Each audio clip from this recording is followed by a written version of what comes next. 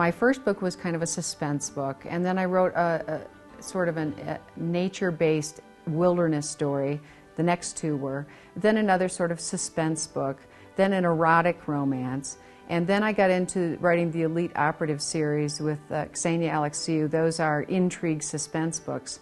And Breaking the Ice was a return to the sort of wilderness-based romance that I'm kind of known for. Creating the two characters for this book, I wanted to take one with a dangerous occupation. I wanted to make her a heroic figure because I view Alaska as sort of a great environment for that type of character. And when you give one of your characters a dangerous occupation, of course it creates great fodder for danger action sequences throughout the book, which I really love to write. So I made Bryson Faulkner a bush pilot, and someone in living in Alaska in the bush as she does, who's a lesbian, obviously doesn't have a lot of opportunities necessarily to meet someone. She in particular lives a very sort of primitive way of life, so she's come to accept that it's going to be very difficult to find a partner. That was one character. The other character, Carla Edwards, who is dealing with an awful lot in her life, I based her in Atlanta because I had lived there for 20 years and sort of knew that environment. I liked the idea of creating the contrast. You always have to create contrast and conflict between the characters so that they each have a journey to come together. And it can't be too easy to bring the two together. It's much more satisfying if you throw up some roadblocks that they've got to overcome.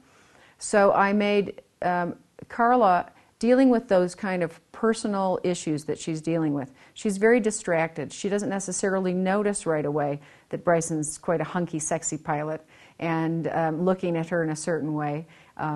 So that created a certain conflict. And then you have this urban woman who lives with all the modern conveniences and someone who's living a very primitive way of life, and they're living 4,000 miles apart.